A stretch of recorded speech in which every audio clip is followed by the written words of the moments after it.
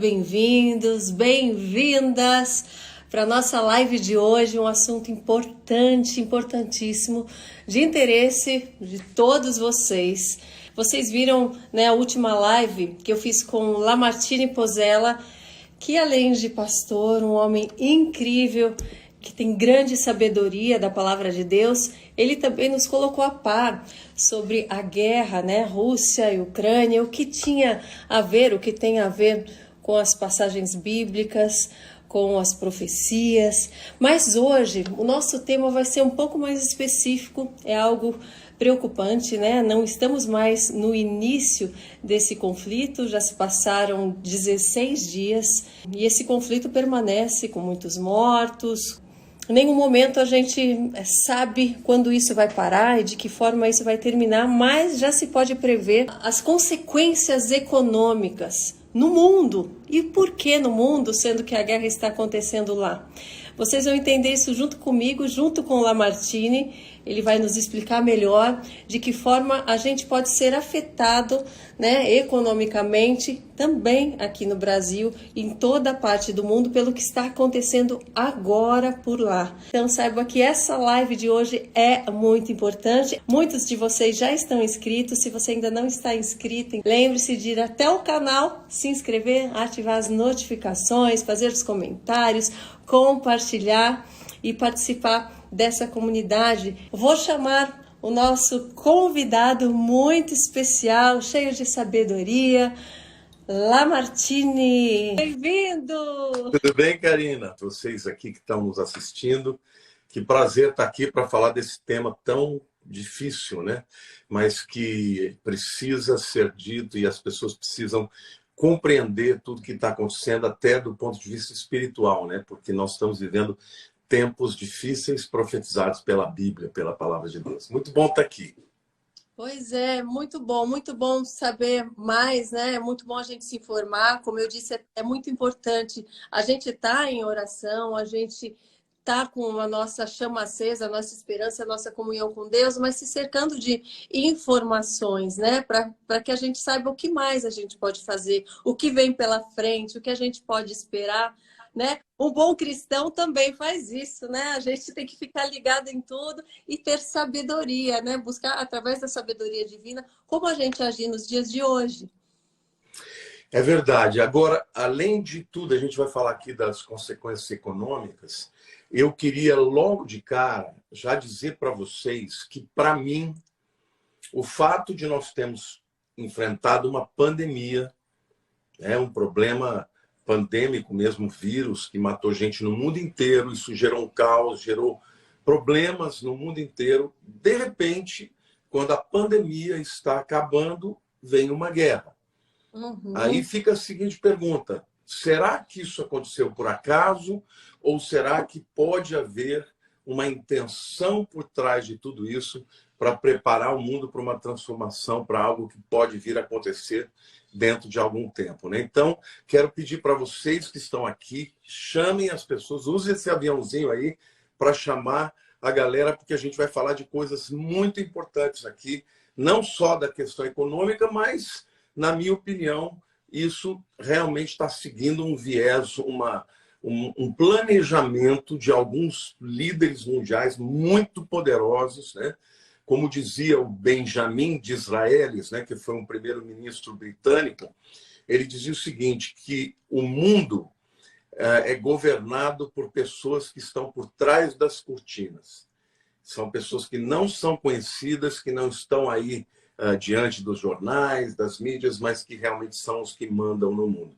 Então, aquilo que parece ser só uma guerra política ou uma guerra geopolítica entre Rússia e Ucrânia, entre o bloco oriental e o ocidente, pode ser algo planejado, porque onde existe caos, existe um clamor, e, na minha opinião, isso está caminhando aí para um futuro próximo, onde haverá um governo mundial. A gente vai falar sobre isso, e precisamos estar muito antenados, com certeza. Lamartine, você acredita que tem possibilidade desse conflito e dessa guerra parar, ou ele vai seguir até tomar todas as áreas para que ele possa e falar agora serviço completo, porque até então estava se esperando, né? Até nesses dias passados, eles estão conversando, Rússia e Ucrânia estão conversando com outros países, talvez haja um acordo, talvez cesse, todo mundo naquela esperança, no dia seguinte vinha, bombardearam tal coisa, bombardearam outra coisa. Então, existe alguma esperança e possibilidade disso cessar, dessa guerra cessar, sem que a Rússia tome tudo o que ela deseja? Então, Karina, isso é o que a gente espera, mas eu, sinceramente, eu não vejo que isso vai acontecer tão cedo. Por quê? Porque, de um lado, você tem um Vladimir Putin que ele não vai recuar. Ele já está sofrendo sanções econômicas, ele já está tendo uma série de grupos de oposição dentro do próprio país.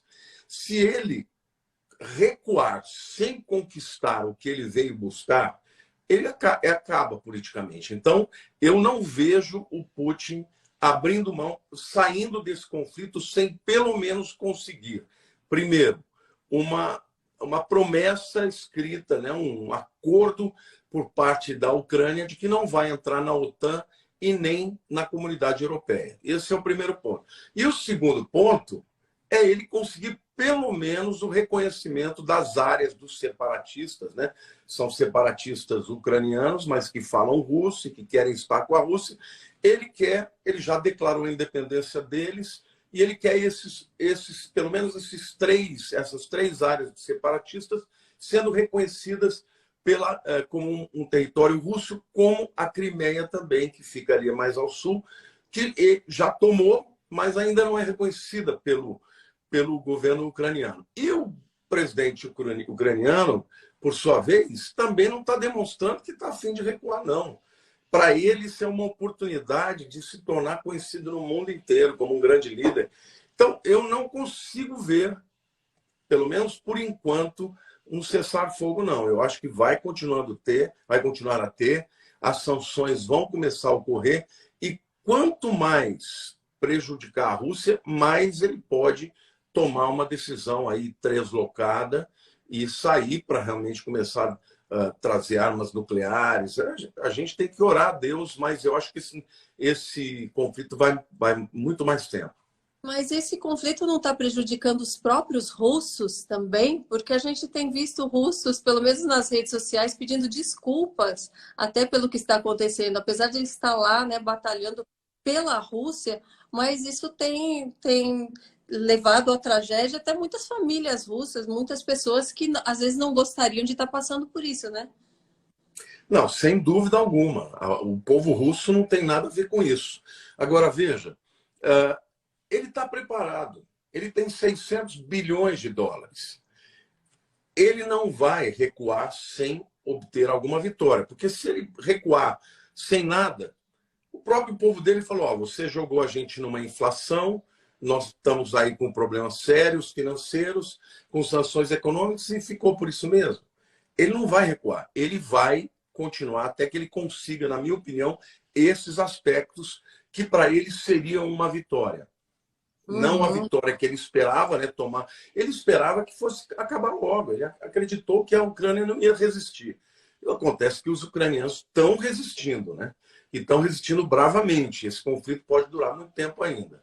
Então, eu acredito que ele não vai desistir, e também o presidente ucraniano não parece que vai desistir também, não. Para quem não tem acompanhado diariamente, assim, como é que está, né, nesse momento o conflito, como está? Ele já tomou que áreas? O que falta ele ainda seguir? O que tem acontecido nestes últimos dias para a gente ficar a par? Ele está, obviamente, querendo tomar Kiev, que é a capital da Ucrânia. Mas ele já tomou várias áreas em torno de Kiev, né? E várias áreas ao norte, que ele entrou ali pelo Belarus, né? E ele tem já algumas áreas também perto da Chechênia que ele tem tomado. Mas a Ucrânia é o segundo maior país da Europa. Primeiro a Rússia, segundo a Ucrânia. Então não é fácil você tomar. Para que ele possa efetivamente dizer que ele tomou a Ucrânia, ele tem que tomar a capital, Kiev. entendeu? Tomar a capital, assumir lá a cadeira da presidência, prender o presidente ou o presidente fugir, e aí o povo desistia, porque você não toma um país daquele tamanho. Para você ter uma ideia, a Ucrânia é maior que a Alemanha, é maior que a França, é muito grande. Então, ele precisa chegar em Kiev. Ele está tentando, mas não está fácil, porque os ucranianos estão resistindo bravamente. Eu vi algumas notícias assim que me chocou um pouco, que até, enfim, tudo é chocante, né? A gente vê tantas mortes, tantos locais, até maternidades, se eu não me engano, hospitais sendo bombardeados, né? Atrocidades assim. Mas eu vi uma brasileira, que acho que já saiu de lá, falando que ela viu, né, crianças, mulheres sendo, né, atacadas, né, sexualmente, falando assim por soldados, enfim. E isso é real? Isso tem acontecido também? Em todas as guerras, os soldados que estão atacando e estão vencendo, eles fazem isso. Durante a época da Segunda Grande Guerra, os soldados do Hitler, eles matavam, mas antes de matar, eles estupravam. E assim, Até tem acontecido. na frente dos maridos, umas coisas absurdas. Porque isso, na verdade, é uma tentativa de você destruir a alma e a moral, né, das pessoas, deixar as pessoas absolutamente se sentindo, como é que chama? Indefesas, completamente indefesas. É uma forma, além de ser a maldade humana mesmo, é uma forma de você destruir a vontade, a resiliência do povo que está sendo conquistado, né? Então tem tido isso, e não é agora nessa guerra, acontece em todas as guerras, né? E eu vi que, né, os homens também de uma faixa etária, né, de idade, também não estavam liberados de sair, né, do país, e estavam sendo chamados para lutar também. Isso é algo que possível, isso é algo que acontece em todas as guerras também, Lamartine, porque muitos deles às vezes não têm nenhum preparo para isso, nem psicológico, nem preparo de como segurar um armamento, de como ir para um combate desses. Isso não mais atrapalha do que ajuda? Então, Karina, a verdade é a seguinte: essa lei marcial, né, que é a lei que é estabelecida em tempo de guerra, no caso ali dos soldados russos e também do caso dos ucranianos, acima de 20 anos e até 60 anos, todos os homens são obrigados a lutar.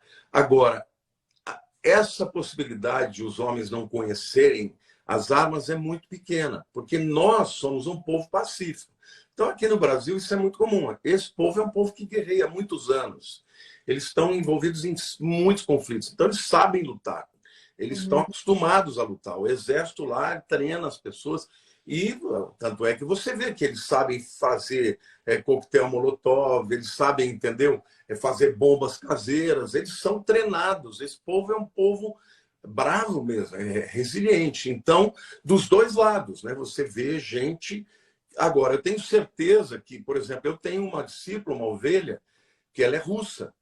Ela mora no Brasil e tudo, ela é até a primeira pianista oficial da USESP, a maior orquestra aqui do Brasil. E outro dia ela mandou um áudio para mim chorando, porque o marido dela, né, russo, desculpe, o irmão dela, que é russo, é casado com uma ucraniana.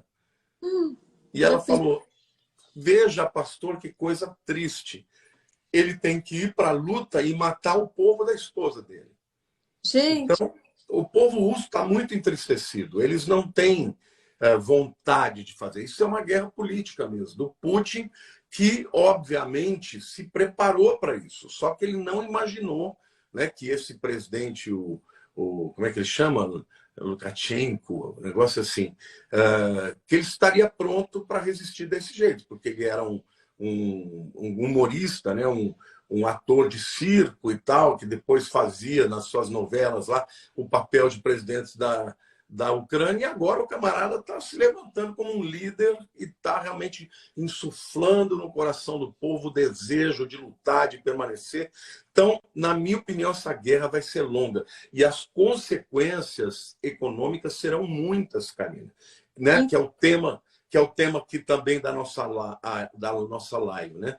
A primeira coisa que vai acontecer, é importante vocês saberem que as consequências não serão para a Ucrânia e Rússia somente. Hoje nós vivemos num mundo globalizado. Então, a primeira coisa que está acontecendo é a inflação. A inflação, por exemplo, nos Estados Unidos, nós estamos tendo a inflação maior em 40 anos. Em 40 anos, desde os anos 70, nunca houve uma inflação nos Estados Unidos chegando a quase 8%, tendo uma tendência muito maior. Por quê? Porque vai subir a energia, vai subir o combustível, vão subir os alimentos, vai subir a matéria-prima. Na verdade, o preço das commodities vai explodir. E as cadeias, né, de produção, elas estão sendo quebradas. Hoje todo mundo negocia com todo mundo importa de todo mundo, e isso já está sendo afetado. Quando você tem o aumento da inflação, na prática significa o quê? Que o dinheiro vale menos. Sim. O preço dos produtos sobe, o dinheiro passa a valer menos, você precisa de mais dinheiro para comprar o mesmo produto. Agora, num tempo de guerra, além da inflação, você tem um outro fator que é a diminuição, né, da produção. Então, a retração da economia. Juntando essas duas coisas, você tem o que a gente chama de estagflação. A estagnação, ou seja, para de crescer com a inflação. Aumenta o valor das coisas, o dinheiro vale menos, mas a indústria para, o comércio para, e isso gera problemas muito sérios. Hoje, tem uma organização que é chamada de FAO, né? Food and Agriculture Organization, que significa Organização das Nações Unidas para Agricultura e Alimentação. Eles dizem que os preços, né, dos alimentos e das commodities já subiu na maior parte dos países, entre 8% e 20%. Então, você vê o preço, o aumento da gasolina e tudo. Por quê? Na questão do alimento, por exemplo, a Rússia é o maior exportador do trigo do mundo.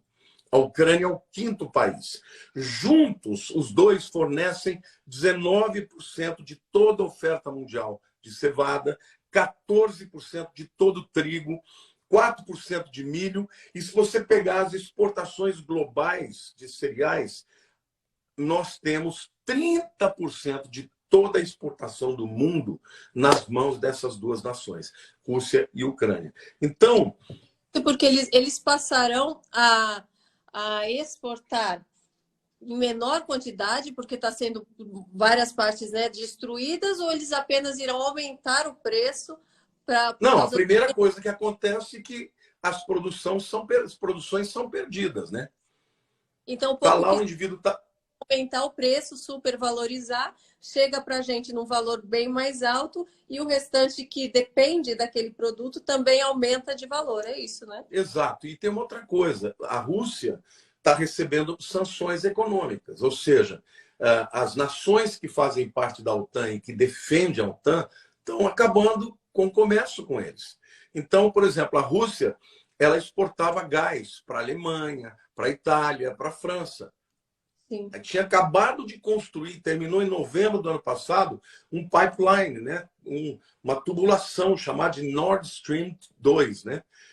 Ia inaugurar, não está mais inaugurada agora. O gás da Rússia que alimentava a Alemanha e esses países, como França, Itália, não está chegando mais. Ora, então esses camaradas vão ter que comprar de outro lugar, vai encarecer.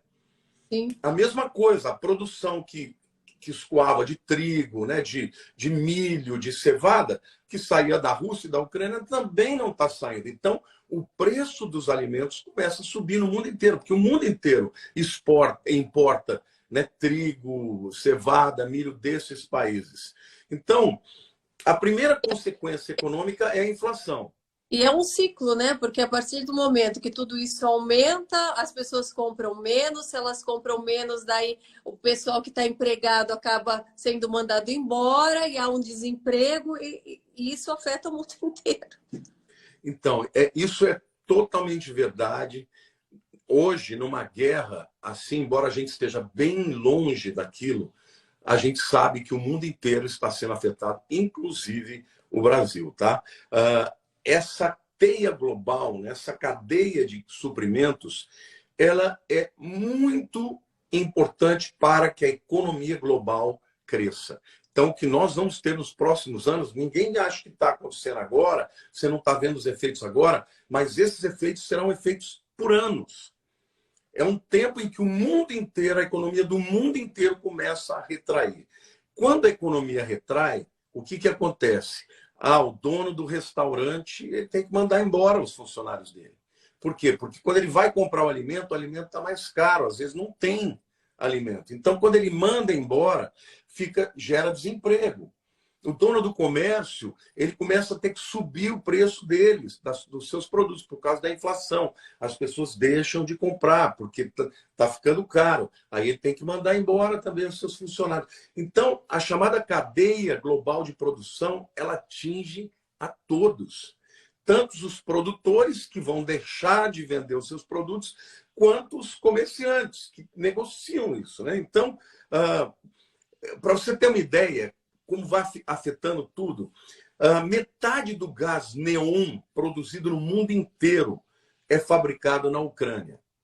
E para que serve esse produto? Esse é o principal produto no insumo dos chips e dos semicondutores. Ou seja, todas as indústrias de computador, de chips, vão ter problemas. Porque eles não vão ter um produto básico e o mais importante que tem. 50% de todo mundo é produzido na Ucrânia. Bom, se a Ucrânia não pode vender, os outros que detêm esse produto, o que eles vão fazer? Eles vão aumentar o preço. Porque essa é a lei da procura, né? Da oferta e da procura. O cara vê que está faltando no mercado o que ele tem para vender, ele quer aproveitar, ele não vai ser altruísta, dizer, não, eu não vou vender, não vou aumentar o preço. Não, ele vai aumentar o preço. Então, isso acaba tendo um impacto em todas as outras coisas. Então, a inflação é a primeira coisa, a estagnação da economia é a segunda consequência, e isso acaba também produzindo uma terceira consequência econômica, que são as modificações na política fiscal. Tá? As nações vão ter que diminuir os gastos, então os benefícios que eles dão para os países, para os mais pobres, vão ter que reduzir. Se não reduzir em época de guerra, você tem que economizar. Por outro lado, eles vão, para tentar trazer o capital para dentro do país, eles vão aumentar os juros. Foi o que o Brasil fez a vida inteira. Quando ele queria, né, o dólar começava a subir demais, o que ele fazia? Ele aumentava os juros. Quando ele aumenta muito os juros, ele atrai o dólar de fora. O investidor que está especulando, vou investir lá no Brasil, porque o juro no Brasil é alto. Só que quando ele faz isso, os juros aumentam também para o pequeno comerciante que toma dinheiro emprestado, aí ele já não consegue tomar o dinheiro, e ele deixa de fazer investimento de infraestrutura, e aí, consequentemente, começa a gerar mais desemprego. Então, assim, a guerra, Karina, é algo terrível. E não é só para a Ucrânia e Rússia, é para o mundo inteiro. Agora, as sanções econômicas, né, que estão sendo feitas para a Rússia, isso também vai trazer um grande impacto na economia. Como eu falei, além de todas as commodities, como trigo, né, cevada, milho, o gás e muitas outras coisas que a Rússia acaba exportando, a Rússia ela está sendo proibida, e quando fala Rússia, não é só a Rússia, não é só o governo da Rússia, mas são os grandes empresários, né, da Rússia.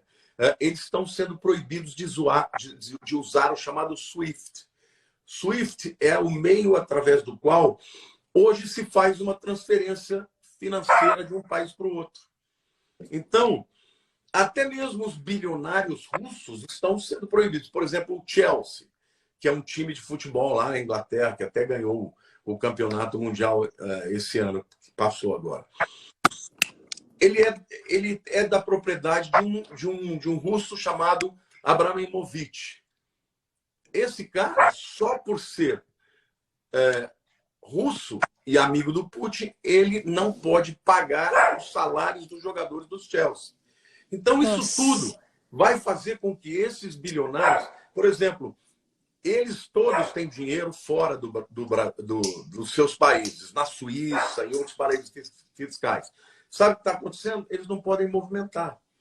Então, isso vai gerar uma crise interna dentro da própria Rússia, o que pode gerar um problema muito sério em pouco tempo já. Agora, tem um outro detalhe que está acontecendo, que eu quero dizer para vocês, que é muito, mas muito importante, que é o fato de que o dólar, que é a moeda padrão em todas as negociações no mundo inteiro, já está sendo questionada para ser a moeda basilar do sistema financeiro, né? Se o dólar deixar de se tornar isso, os Estados Unidos vão ter um problema muito, mas muito sério em pouco tempo, o que, na minha opinião, vai levar a uma mudança da moeda, do dólar, por exemplo, para a moeda chinesa, ou o que eu acredito que vai de fato acontecer é a escolha de uma nova moeda que seja digital e que vai ser a precursora de uma moeda mundial, que é algo que eu estou afirmando já há muito tempo que vai acontecer. O término do papel moeda e o início de uma moeda única, digital. E isso, na verdade, está caminhando. Por isso que eu quero que vocês que estão ouvindo e que se já viram os meus vídeos, entendam uma coisa. O Klaus Schwab, que é o presidente do Fórum Econômico Mundial, um alemão muito poderoso, ele diz que até o ano 30 vai acontecer um reset econômico no mundo. E esse reset econômico no mundo é para acabar com as diferenças entre nações pobres e ricas, para acabar com os problemas de câmbio das moedas fortes com as moedas fracas. E para que isso aconteça, tinha que haver um caos econômico. Por isso que, Karina, eu acho que tem muito mais por detrás dessa guerra do que simplesmente a vontade do Putin de ser um tirano, de ser um conquistador. Eu acho que esses caras estão servindo a um propósito maior de gerar um caos econômico no mundo que justifique algumas atitudes drásticas por parte do mundo, que, na minha opinião, será a moeda única e o sistema econômico mundial único. Mas para que isso aconteça, é muito importante que haja o caos e que o dólar enfraqueça e ele deixe de ser a moeda que baliza o mundo inteiro. Porque os americanos, pode dizer que é o Biden, qualquer outro, eles ainda são uma nação democrática. Então, dificilmente os americanos, estando numa posição de força, esse sistema mundial vai prevalecer. Então, é necessário também enfraquecer a economia americana, o que está acontecendo de uma forma extraordinária também. Mas então essas pessoas que estariam, né, por trás de tudo isso não seriam os americanos? Se vai enfraquecer a própria moeda ou sim, eles já saberiam que isso iria acontecer para algo maior, por um motivo maior? Eu vou dar um exemplo para você, o Jorge Soros. O Jorge Soros, que é um dos maiores bilionários, que sempre investiu em bolsa e tal, ele não está nem aí se o dólar acabar, se os americanos... Por quê? Porque ele lucra de todo jeito. E esses players, na verdade, não são americanos, eles são de diversas nações. Mas, para mim, quando eu olho para as escrituras, quando eu olho para a Bíblia, eu percebo que o império do anticristo surgirá na Europa. E tem um detalhe aqui, que é uma coisa muito interessante. Eu estou preparando um curso que eu vou lançar, que fala exatamente disso. Da onde virá o império do anticristo? Né? Quem é o anticristo? Quando ele vai se manifestar? Onde ele surgirá? Lá no livro de Apocalipse, havia uma cidade chamada Pérgamo. Essa cidade Pérgamo era uma cidade muito importante para o Império Romano, mas ela também era um centro de adoração de diversas entidades, como, por exemplo, a deusa da guerra, Atenas. Mas lá tinha também a adoração do deus Zeus, né, que é o chefe do panteão dos deuses do Olimpo, lá na Grécia. O livro de Apocalipse diz que lá em Pérgamo é o lugar onde habita Satanás, onde está o trono de Satanás. E é interessante, porque muitos anos atrás eu fui para 7 igrejas na Turquia. Quando eu cheguei em Pérgamo, eu senti um ataque espiritual enorme. Mas o que aconteceu? no ano de 1910, a Alemanha começou um projeto de tirar da cidade de Pérgamo todo o complexo do trono de Satanás, que na verdade era o trono de Zeus. Então, o que eles fizeram? Eles levaram intacto para um museu na cidade de Berlim este trono inteiro, juntamente com a porta de estar, que era uma porta da entrada da Babilônia, né? Gente. Que também é considerada uma das portas do inferno, que Jesus falou, né? As portas do inferno não prevalecerão contra a tua igreja. Então, o que acontece? Eles começaram esse processo em 1910. Quando chegou em 1930, ele foi parado por conta do Hitler assumir. Só que o Hitler, ele lá em Berlim, ele tinha uma praça onde ele recebia o povo, as tropas, para ele fazer discursos, né, como se fosse um messias, nesse mesmo lugar. E essa praça, esse lugar, hoje está lá o chamado Museu de Berlim de Pérgamo. Então, com o trono, com tudo ali. Algumas pessoas dizem que hoje o trono de Satanás não está mais em Pérgamo, mas está em Berlim. Entendeu? Então, muito provavelmente, sairá dali o governo do anticristo. Agora, esse Klaus Schwab, que é o presidente do Fórum Econômico Mundial, esse camarada é alemão. E dele saiu esse projeto de fazer o reset econômico. Tem muito mais coisa que não dá para explicar aqui agora em pouco tempo. Mas o que eu acho que está acontecendo por trás disso? É muito coincidência você achar que depois de 2 anos de uma pandemia que o mundo ficou de joelhos, as pessoas não conseguiram trabalhar, vender, mas muitos comerciantes, donos de lojas, donos de restaurantes, quebraram literalmente porque não podiam trabalhar. Agora que começou a abrir, vem uma guerra, com inflação, com estagnação econômica. Eu penso que há uma grande chance de que isso seja, na visão deles, necessário para que o mundo clame pelo reset econômico. Porque eles esperam criar um caos econômico que ninguém vai conseguir resolver. Aí eles falam, gente, não estamos conseguindo resolver, vamos dar um reset. Né? O que é um reset no computador? É você apertar aquele botão que desliga tudo e começa a dar um reboot, né? Quer dizer, faz ele começar de novo. E aí, na minha opinião, seria terminar com as moedas de papel, ser moeda digital. Quando você tem uma moeda de papel, os judeus, por exemplo, quando eles eram perseguidos numa nação, como é que eles sobreviviam? Eles fugiam de lá, perseguidos, levando nas suas malas ouro, joias. E chegavam num outro lugar e eles começavam de novo, com a graça e o favor de Deus e com o seu trabalho. Agora, no momento que você começa a digitalizar a moeda, não tem mais papel, se você não tiver dentro do sistema, você não tem nada. Sim. E isso é uma maneira deles conseguirem controlar o mundo também na área da economia. Então, pode ser uma teoria da conspiração? Pode ser. Mas eu estou de olho, porque eu acho que por trás dessa guerra tem um viés aí que muita gente não está enxergando. Mas você pode ter certeza. Os metacapitalistas, aqueles bilionários poderosos que, na minha opinião, fazem parte dos Illuminatis, desses grupos que pretendem estabelecer o governo mundial do anticristo, esses caras estão por trás disso. Isso não teria que ser aceito, né, essa aliança daí pelo mundo todo, já que teríamos uma moeda única?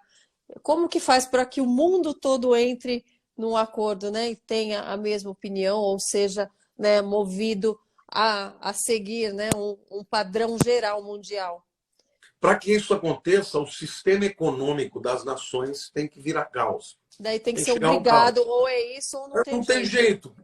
O seu país está com uma inflação alta, a sua moeda está cada vez perdendo mais, você não consegue resolver os problemas internos, começa a ter guerra, começa a ter briga política. Quando começar a acontecer isso no mundo inteiro, você entendeu? As pessoas vão dizer, quem nos livrará disso? Não é? Esse caos econômico vai fazer com que as nações clamem por uma solução que seja mais para todos, né? E é nessa hora que eu acredito que eles vão propor o reset econômico, é zerar tudo. Os bancos centrais vão zerar, cada um com a sua moeda, e vão ter esta moeda agora. Recentemente, semana passada, o Joe Biden já baixou uma portaria dizendo que ele está analisando a possibilidade do dólar digital. Eu vi até na capa de uma revista americana de economia, se eu não me engano, falando sobre isso. Então, por quê? Porque ele diz, olha, com a moeda digital, você começa a ter economia, por exemplo, nas transações econômicas, as taxas vão ser muito menores, as taxas bancárias, vai ser tudo mais fácil, vai ter menos custo nas transações e, portanto, vai ficar mais lucro. Isso tudo é balela, isso tudo é o início que vai tornar, né, as moedas obsoletas e, de repente, os caras falam, ó, pronto, está todo mundo usando já a moeda digital, a partir de agora nós vamos ter uma moeda única. Então, Karina, é muito claro que você vê na Europa, por exemplo. O próprio nome Europa, quem é Europa? Europa é uma figura mitológica, né, da mitologia grega, uma mulher linda, uma virgem, e Zeus, o deus do Olimpo, ele viu aquela mulher, se apaixonou por ela, ele se transforma num touro branco, muito lindo, e quando ele chega perto dela, ela fica encantada com o touro, e ela sobe naquele touro, e ele a leva, né, para um lugar assim, secluded, né, um lugar separado, e ali ele copula com ela. Ou seja, a Europa, se você pegar os símbolos da Europa, é uma mulher em cima de um touro. E o livro de Apocalipse diz, lá no livro de Apocalipse, da besta e da mulher montada sobre uma besta. Sim, sim, sim, sim. Se você pegar, por exemplo, Estrasburgo, que é uma cidade muito linda na França, onde está a sede do Parlamento Europeu, eu já estive lá. A sede do Parlamento Europeu, que custou bilhões de euros para ser construída, ela é uma figura da Torre de Babel. E eles mesmos, os próprios guias, falam, essa aqui é a nossa Torre de Babel, porque esse é o nosso lema. Muitas línguas, um só povo. É exatamente o que aconteceu em Babel. E quem é Babel? A Babilônia é a mãe das falsas religiões. Então, sim, eu não tenho dúvida de que o império do anticristo virá da Europa. E não é impossível que o sistema que vai controlar o mundo, que é esse chamado reset econômico, saia da Alemanha, já que Berlim, né? Já que Berlim é a cidade onde o trono de Satanás está agora.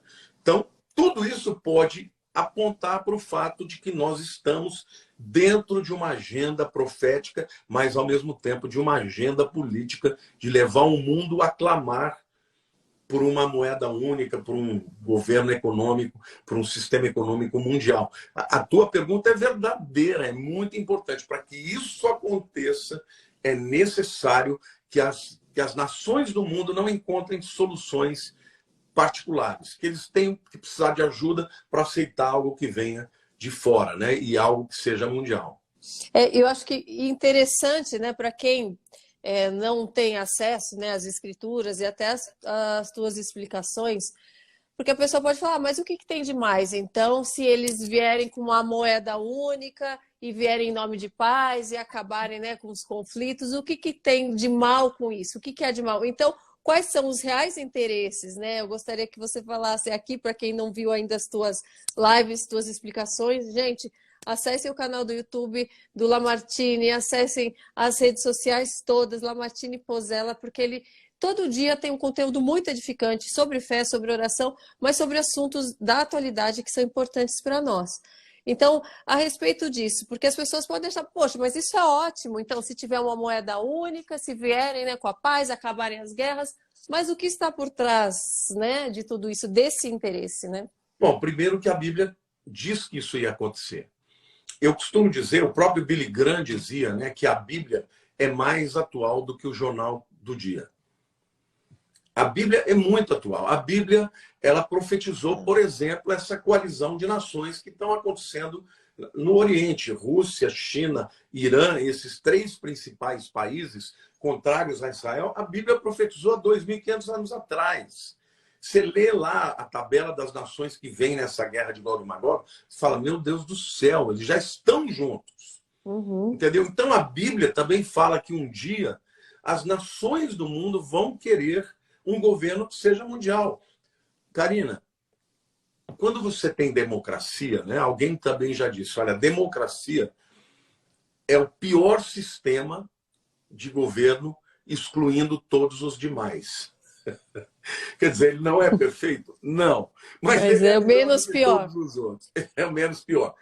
Então, o que acontece? No momento que você tem democracia, você levanta, você derruba o presidente, os deputados, os senadores, os governadores. No momento em que você está em guerra, você perguntou, olha, por que agora todos os homens têm que lutar? Porque eles estão em lei marcial. Lei marcial, lei de guerra, o camarada não tem liberdade. Ele tem que ir para a guerra gostando ou não gostando. Quando você cria um problema, você gera um caos. E aí as nações se juntam para gerenciar. E a Bíblia diz, inclusive, que serão 10 lideranças que vão governar esse mundo inteiro. Né? O que vai acontecer? Cada nação vai perder a sua soberania.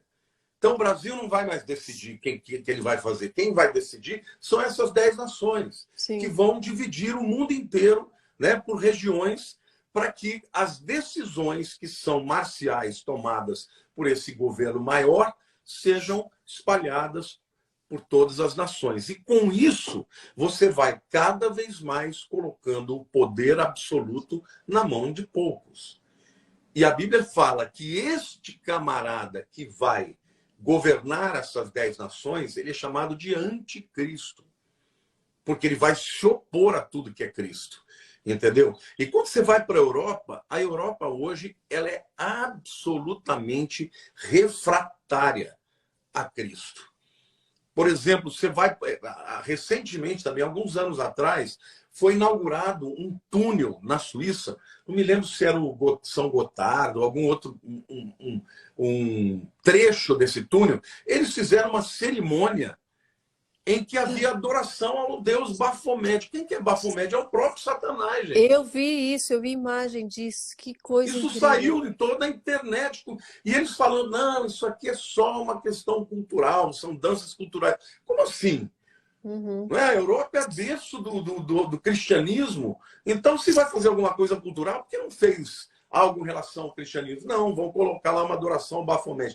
Hoje, cada vez mais, você sabia que as igrejas na Europa estão fechando e estão virando museus ou então virando boates. E a multiplicação das mesquitas está enorme. Hoje as igrejas cristãs lá não tem mais jovens, só tem velhinhos. Então, o continente europeu está cada vez mais apostatando da fé.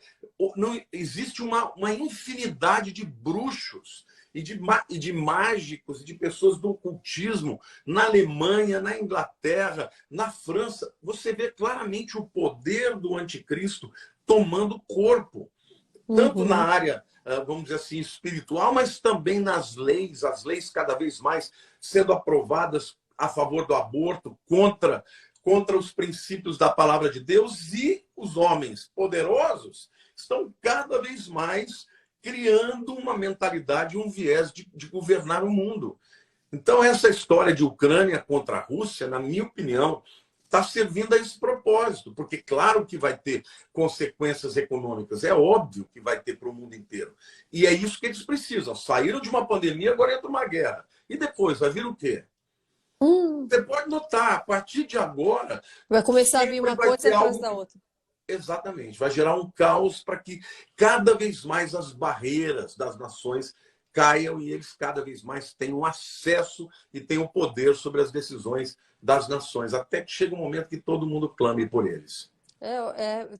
Tem muito sentido isso que você falou. A partir do momento que eles estão lá comandando a parte econômica, né? Então, que é o que faz, né, os países funcionarem, eles estão comandando outras coisas, estão liberando coisas que vão contra, né, o cristianismo, que estão a favor do anticristo e fechando o que pode ser a questão de ler a palavra de Deus, de falar sobre a palavra de Deus, os valores cristãos. Então, isso a gente já está vendo desde já, né? O liberalismo, né? Tudo que a inversão de valores, isso já é um início, né? Que a gente já se assusta vendo isso agora, isso vai tomar uma proporção muito maior, então, porque eles que estão no poder vão poder manipular ainda mais todos, né, os meios de comunicação e tudo que faz as informações, né, chegarem até a população. Você está certinho. Eu queria até levantar uma questão aqui, Karina, porque o Brasil, a gente não sabe no tempo profético onde nós estamos. Porque se tiver na hora de tudo isso acontecer, vai acontecer mesmo. Mas a Bíblia diz que o anticristo ele não vai se levantar antes que aquele que o detém seja retirado. E, na minha opinião, são os cristãos, que ainda detêm o avanço do anticristo, né? Mas eu queria falar uma coisa a respeito do Brasil. Num tempo de crise energética, num tempo de crise alimentar, porque esses países exportam trigo, exportam milho, cevada, né? Eu queria dizer uma coisa para vocês que estão nos vendo aqui. Olha, o Brasil é o país do mundo com maior quantidade de terras agricultáveis. Uhum. Aqui no Brasil você não tem neve, aqui no Brasil você não tem terremotos, aqui no Brasil você não tem deserto. Agora nós tivemos o término, né, dessa transferência de local lá do Rio São Francisco, né? E isso vai permitir que em pouco tempo a gente comece a ter muita agricultura, muita irrigação no Nordeste. Então, as terras do Nordeste vão começar a produzir alimentos, vai aumentar de maneira absurda, né, a capacidade do Brasil de produzir grãos. O Brasil já é o maior celeiro do mundo. O Brasil é o país do mundo que tem mais água potável. Eu não estou nem falando aos rios, Rio Amazonas, não, estou falando de baixo mesmo. Os aquíferos que estão debaixo do Brasil têm água para o mundo, para mais de 200 anos. O Brasil tem energia, Karina. O Brasil tem hidroelétricas. O Brasil é autossuficiente em petróleo, seria, né? Porque ainda existem áreas do pré-sal que ainda não... O petróleo, o Brasil ainda não consegue refinar o petróleo, mas ele tem exportado, mas tem muita... as nossas reservas de petróleo são extraordinárias. O Brasil tem vento, a energia eólica no futuro será poderosa. O Brasil tem sol. Vamos estocar vento, vamos estocar vento. Estocar vento. Tem energia fotovoltaica. Isso faz com que o Brasil possa se tornar um dos principais players do mundo. E eu fico pensando, se aqui no Brasil o avivamento está acontecendo, as pessoas estão se convertendo a Cristo, talvez o Brasil se torne uma nação que vai resistir ainda esse império do anticristo se levantar. Porque ele pode ser a resposta para o caos energético, para o caos econômico, para o caos alimentar.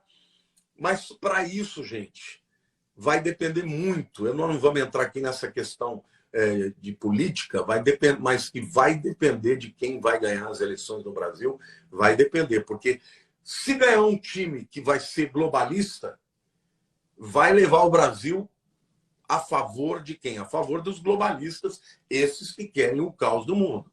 Mas se ganhar um outro time, que é o time dos que são mais nacionalistas, entendeu? Nós ainda poderemos ter um grande papel de resistência. Por exemplo, nos Estados Unidos, se tivesse ganho o Donald Trump, eu duvido. Eu duvido que o Putin estaria fazendo o que ele está fazendo. Mas o que o Biden fez? O Biden ele começou a fechar os pipelines, né, que são fechar mesmo a produção de petróleo, porque ele quer produzir energia limpa. Agora, ele que importava da Rússia, vai ter que importar da Venezuela. Mas como assim? A Venezuela sempre foi inimiga dos Estados Unidos, do antigo Estados Unidos, mas não do Biden. Porque o Biden é esquerdista. Então, sim, veja como as decisões que vão acontecendo nas políticas e principalmente nas eleições podem levar nações para um lado ou para o outro lado. Então, a gente tem que orar muito, e tem que pedir a Deus que Deus ponha a mão sobre a nossa nação. Porque o Brasil pode sim, pode ser que ainda esse processo seja retardado, né? O levantamento do anticristo, principalmente se houver nações que se oponham a essa visão globalista.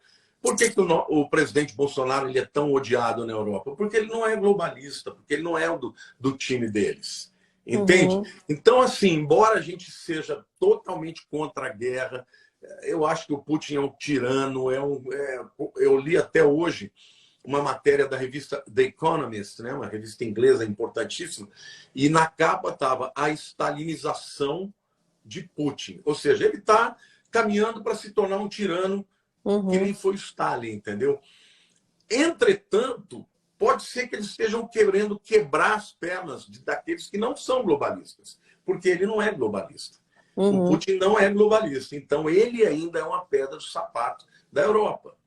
Então, esse avanço que houve por parte da OTAN, que foi criada em 49 com 12 nações, hoje tem 30, foi motivo para criar uma guerra. Pode ser que o próprio Ocidente, a OTAN, queira criar essa guerra. Para quê? Para isolar aqueles que podem ser um problema na sua visão e no seu viés globalista. Então, a gente não tem respostas para isso, mas a gente pode levantar as questões e ficar observando. Enquanto isso, a gente faz o quê? Assim, quem tem pouco segura o que tem, quem tem médio investe, compra um pedaço de terra e planta trigo, faz o quê? Qual a sua dica? Bom, a sua pergunta é extraordinária. Todo dia pessoas me perguntam, pastor, está na hora de estocar alimento? Eu digo, gente, desculpe, mas não vai dar, viu? Não é assim que você vai conseguir sobreviver. O que eu acho, na verdade, assim... Não, porque eu acho que as pessoas ficam apreensivas até para investir em algo, investir num negócio, né? Porque fica tudo mais instável, né? Ó, eu vou fazer aqui algumas conjecturas. Se você quer ganhar mais dinheiro, investe em bolsa, né, em ativos mais flutuantes. Quando existe caos no mundo, a bolsa que mais varia. Quem ganha dinheiro em bolsa são os grandes investidores, porque eles fazem cair, porque eles vendem em alta, depois compram em baixa. Então, se você não for uma pessoa que tem muito conhecimento disso, você vai perder dinheiro. Se você investir em dólar, o dólar está perdendo dinheiro também. Ah, não, então vou investir em imóveis. Tudo bem, por exemplo, no Brasil, o imóvel está subindo o valor. Mas o que pode acontecer? Se vem uma intervenção mundial, você tem um imóvel e, de repente, eles dizem que não é mais teu. Sim. Então, eu acho que a gente tem que fazer a nossa vida, temos que continuar vivendo, orando, trabalhando, investindo, sabendo que quando for acontecer, Karina, não tem o que se fazer. Quando tiver que acontecer esse grande reset, não é? E eles pretendem que isso aconteça até o ano 2030. Então, nós estamos há 8 anos. Eu creio que essa década que nós estamos vivendo é que as coisas vão estar acontecendo. Eu espero e creio muito que a igreja vai ser arrebatada antes que esse governo mundial chegue. Se você que está me vendo quer saber sobre o arrebatamento, o que é, entre no canal do YouTube Lamartine Pozzella, né? Pozzella é com S e 2 L's A. Eu tenho muitos vídeos que falam sobre isso. A igreja que hoje resiste ao avanço do espírito do anticristo, quando ela for retirada, aí ele vem com tudo mesmo. Agora, se eventualmente tivermos que estar por aqui, a única coisa que a gente vai poder fazer é fugir. Porque nessa época vai ser criado um sistema de controle com uma marca, né, que vai ser introjetada dentro subcutaneamente, tanto na pele quanto na testa, né? Eu entendo isso ser o chip. E isso vai trazer um controle sobre as pessoas. Eu digo que na grande tribulação, somente quem fugir para o meio do mato, que vai comer da caça, da pesca, é quem vai sobreviver e não se submeter a essa imposição do governo mundial. Os demais ou vão morrer ou vão se submeter. Eu vou abrir para algumas perguntas aqui que eu achei interessantes. Você conversou comigo a respeito disso na outra live, mas quem ainda não acompanhou, acho que tem a ver com essa também. Eu vou colocá-lo aqui, ó. Sinésio perguntando: essa guerra tende a migrar para a possibilidade de uma terceira guerra mundial? Tem tudo para isso. Porque, por exemplo, até agora os americanos não mandaram soldados para lá. Porque se o exército americano for para lá e matar algum soldado russo, aí virou guerra mundial, porque a Rússia não vai responder com armas convencionais.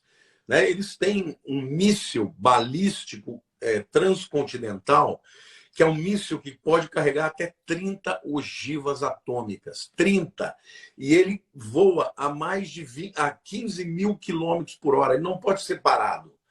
E ele solta essas ogivas que são teleguiadas para as capitais, por exemplo, que podem ser teleguiadas para as principais cidades americanas. É uma guerra que acabou. Aí é guerra mundial. Se os americanos fizessem isso, vira guerra mundial. Eu não acredito que eles vão fazer. Sinceramente, eu não acredito. Eu acho que essa guerra ela pode aumentar de proporção, mas ela não vai levar a uma guerra atômica. Pela própria Bíblia. Eu vejo na Bíblia que isso pode evoluir para uma guerra de Gog e Magog, que é uma guerra mais ali entre Rússia, China e Irã, contra Israel, que está cada vez mais sozinho por conta de estar ao lado dos players da OTAN. Né? Então, mas não creio que vai ser uma guerra atômica, mas pode ter uma guerra mundial no sentido de que muitas nações vão entrar. Né? Uhum. Aqui, olha, eu vou colocar aqui na tela. A possibilidade do anticristo ser muçulmano? Olha, eu já até fiz alguns estudos a respeito disso, Karina, mas eu tendo a acreditar que não vai ser assim, não. Eu já até cheguei a acreditar nisso, fiz alguns estudos, mas aquilo que eu te falei, quando você olha para a Bíblia e você percebe que o trono de Satanás estava na cidade de Pérgamo e foi transferido para a Alemanha, na cidade de Berlim, eu acredito que o centro do anticristo será na Europa e muito provavelmente ali na Alemanha. E se você pensar, né, que os dois países mais poderosos ali da comunidade europeia, que é a Alemanha e França, você tem os principais negociadores desse projeto do reset econômico, da agenda da ONU 2030, eu acho que vem dali mesmo e não vai ser um radical religioso, eu acho que vai ser um democrata, entre aspas, né, que vai propor um acordo de paz para o mundo inteiro. Eu acho que vai assim que... Acho não, tenho certeza que é assim que começa. A palavra de Deus diz que a grande tribulação começa com um acordo de paz. E vai ser proposto a partir da comunidade europeia. E veja, onde que está a sede do Parlamento Europeu? Está em Estrasburgo, na França. Então, na minha opinião, é ali, Alemanha e França, ali que vai estar o império do anticristo, que vai promover a paz e esse controle do governo mundial. Qual seria a ordem aqui? A Dutra está perguntando. A Bíblia diz que seria o quê? Primeiro o arrebatamento, depois a moeda, depois 7 anos de falsa paz, o anticristo. Que ordem que seria isso? Ela está perguntando. Excelente pergunta. Como é que ela chama? Dutra R. Não sei se é homem ou mulher aqui, não estou Tá. ver a foto. A pergunta é excelente. A moeda única pode vir antes.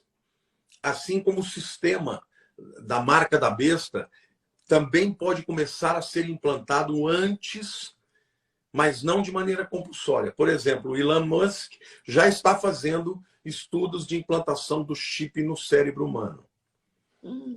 Já existem muitas nações. A Suécia já está chipando pessoas voluntárias. Já tem milhares de pessoas na Suécia que tem chip dentro do cérebro, na mão direita, inclusive. E para quê? Para você nunca vai ser raptada, o seu chip vai dizer a sua localização. Se você tiver uma enfermidade, vai lá com um leitor óptico e descobre qual é o seu tipo sanguíneo, que tipo de doença você tem. Ele é diabético. Então, você entendeu? Tem muitos benefícios que eles estão dizendo. E já existe isso já em muitas nações. E já existem empresas na Itália e em outros países que já estão usando, mas não é compulsório. A gente... Né? Às vezes acha que, nossa, mas vai cortar, colocar um chip dentro do cérebro, ninguém vai querer. Mas eu acho que eles estão tão evoluídos que daqui a pouco é uma coisinha tão minúscula que você não vai nem perceber, já colocou, né? Não, é um nano robô. Ele entra como se fosse uma agulha mesmo. Uhum. Coloca dentro da pessoa na corrente sanguínea, não vai nem ter corte. É só Nossa. uma agulhadinha e pronto. Então, essas coisas todas já estão sendo preparadas. A internet 5G, sabe, aumentando demais a capacidade de transferência de dados, né, através da internet. Isso tudo pode acontecer antes do arrebatamento. Na minha opinião, a sequência é: primeiro o arrebatamento, pode vir antes, a chipagem, pode vir antes a moeda digital, tal, mas isso não é profeticamente o que vai fazer a diferença. Uhum. Profeticamente, o que inicia a grande tribulação é a assinatura do acordo de paz, que vai ser proposta pelo anticristo entre Israel e muitas nações. Vai ser um acordo de paz entre judeus, muçulmanos e cristãos. Ele vai estar junto com um líder religioso mundial, que vai ser o falso profeta, entendeu? E esse acordo de paz é que inicia os 7 anos da tribulação. Mas e a igreja vai ser arrebatada quando?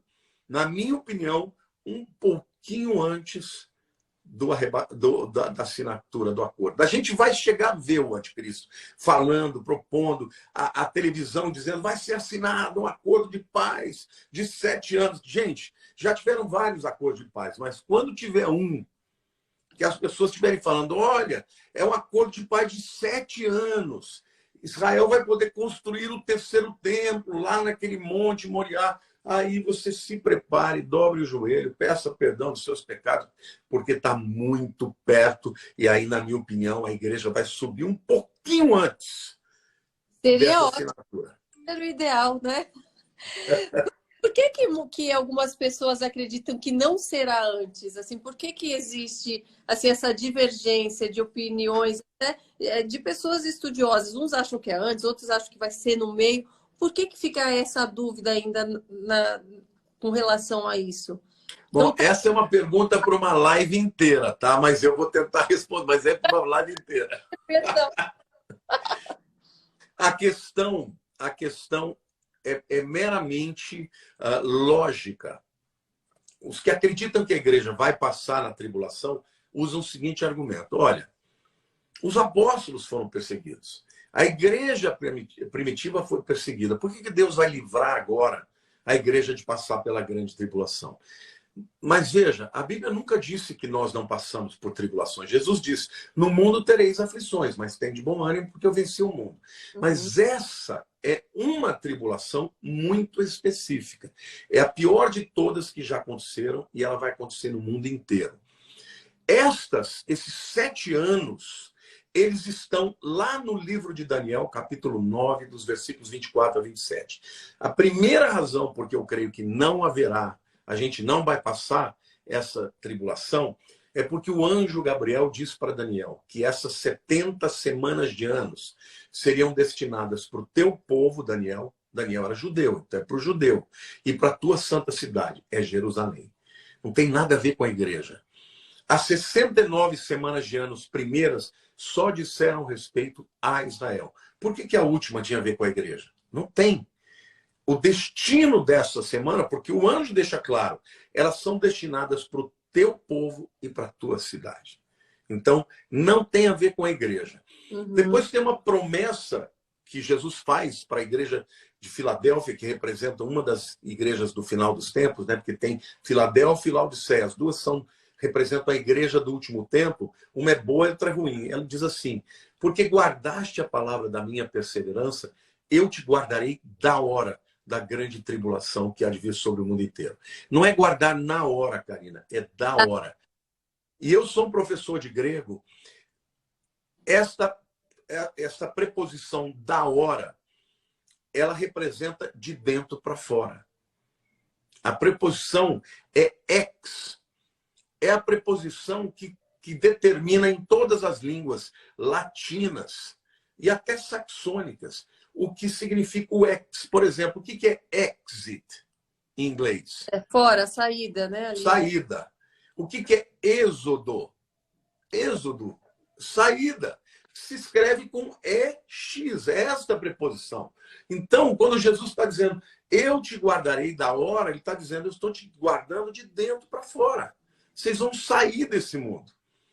Então, por isso e por milhões de outros motivos, eu não creio que a igreja passará pela tribulação. Agora, como eu disse, para a gente saber todas as razões, eu teria que ter uma live inteira para falar com você sobre o que cada visão acredita e mostrar na Bíblia como é que eu discordo das visões que falam da tribulação. Sim. Mas eu digo que eu respeito muita gente que pensa diferente de mim, que são pessoas estudiosas, mas eu fico firme aqui na minha opinião. Já tem um tema para a nossa próxima live. Vamos falar mais sobre isso. Você vai me explicar melhor, que eu quero também ter esse conhecimento todo. Mas estou também na torcida já, para ser arrebatada antes. Amém, amém. Vamos fazer. Esse é um tema bom para uma live e outra. Só dizendo para o povo, vamos falar sobre a igreja não passar pela tribulação. Sim. Alguém aqui perguntou também se a questão da moeda única seria a marca da besta ou não. Não. Não, né? Gente, Karina, até quero sugerir para você assistir, tá? Mas tem um vídeo no meu canal do YouTube, lá Lamartine Pozzella, onde eu falo o que é a marca da besta. Assim, eu vou dar um exemplo para vocês, porque o texto de Apocalipse fala que a marca da besta, quem tem sabedoria, calcule a marca e o número. E o seu número é 666. Agora, detalhe, a língua hebraica, ainda hoje, usa as letras para números. Claro que hoje o Israel moderno também usa os números que nós usamos. Mas naquele tempo em que João escreveu, não tinha número. O número 1 era a letra Aleph, que é a primeira letra do alfabeto hebraico. O número 2 era Beit, 3 era Gimel, 4 era Dalet, 5 é Re, número 6 é a letra Vav. A letra Vav, ela é transliterada para a nossa língua como W. Por exemplo, o nome de Deus. É? Nome... Esse vídeo do www. Yud, Rei, Vav, Rei. O W é o número 6. Então, o que é o 666? www. O que é o www? Vamos dizer assim, é o símbolo da internet no mundo. Então, para mim, a marca da besta será o controle mundial através da internet. E por que 666? Porque Vav, Vav, Vav é 666. E Vav, Vav, Vav é traduzido por www. Vão lá no meu canal do YouTube, procura a marca da besta e o 666. Vocês vão ver, vocês vão ficar impressionados. Não tem aquilo sobre aceitar ou não a marca da besta, e fala que ninguém vai poder recusar a marca da besta, né? Quando chegar a hora. Porque está todo mundo realmente à mercê da internet, né? Ninguém vai poder viver sem a internet. E quando chegar a hora, ou você entra no sistema ou você não existe. Entendeu? Você não vai ter... Suas propriedades vão ser tudo digitalizados, os documentos. Se você não tiver lá, você não tem mais nada. Dinheiro só vai ser digital. Agora, quando chegar o governo mundial, para você participar, ter os acessos e a utilização da internet... Qual que vai ser o código que vai ter? Vai ser esse chip dentro de você. Você entendeu? É isso que vai acontecer. Hoje está cada vez mais assim. Hoje você vai entrar num país, você já não precisa mais já existe uma câmera que faz uma leitura sua. Sim. Então, cada vez mais, essas coisas estão ficando digitalizadas e um dia as pessoas terão a digitalização dentro de si mesmas. E olha, o Klaus Schwab, que é o presidente do Fórum Econômico Mundial, ele falou com todas as letras, Karina. Todas as letras. Ele falou, todas as outras revoluções que aconteceram eram fora das pessoas. A quarta revolução vai ser dentro das pessoas. Ele falou, nas outras revoluções, isso está na internet, está no YouTube. Quem ouve inglês entende, procura. Tem alguns até que estão legendados. Ele diz, nas outras revoluções, a gente mudava as coisas. Agora, a mudança vai ser em nós. E ele fala literalmente desses chips alterando até os DNAs das pessoas. Então, vejam como isso é uma coisa séria que está sendo preparada dentro dessa visão do reset econômico. E dentro desse reset econômico, a internet será o instrumento através do qual o sistema do 666 vai ser estabelecido no mundo. Tem uma seguidora aqui que falou, que eu acho que é bacana para a gente finalizar. Ela falou, olha, todo esse assunto e todos os noticiários estão me deixando muito ansiosa. Né? O que eu posso fazer? Eu acho que a gente pode finalizar realmente com essa mensagem de fé, né? Essa mensagem da gente permanecer, né, centrados diante de todos esses acontecimentos, focados no que realmente importa, né? Cientes do que está acontecendo, mas focados, né, em Cristo, fortalecendo a nossa fé, para que a gente não entre no colapso junto com o mundo, né? Olha, minha palavra para você que fez essa pergunta, mas certamente é o sentimento de muita gente, é você se lembrar que Deus está no trono. Tudo isso está acontecendo porque ele não só permite, mas ele profetizou que isso aconteceria. Só que a mesma Bíblia que conta que isso tudo vai acontecer, conta que a igreja vai ser vencedora. A igreja vai ser arrebatada e que Cristo, no meio desse caos que vai acontecer no mundo, virá para governar as nações como rei das nações, como rei dos reis, como senhor dos senhores, como aquele que governa o universo e ninguém vai poder impedi-lo. Isso tudo está acontecendo, nós estamos no meio desse tempo. Em alguns momentos, eu confesso que eu fico também estupefato, mas aí eu me lembro que a Bíblia contou que isso vai acontecer. E nós que sabemos que isso vai acontecer, sabemos o fim da história. É como uma novela. Você está assistindo a novela, você sabe que no final vai dar tudo certo. Só que a novela, hoje em dia, tem novela que dá errado. Mas na Bíblia, não. Na Bíblia, Deus está nos garantindo que aquele que se entrega a ele vai ser mais do que vencedor. Então, entrega a tua vida. Se você ainda não entregou a vida para Cristo, entregue. E conheça a palavra de Deus. Busque a palavra de Deus, porque você vai ter esperança. Jesus disse, olha, quando vocês virem essas coisas todas acontecendo, não fiquem desesperados. Levantem a vossa cabeça e exultai, porque grande será o vosso galardão e a vossa redenção está próxima.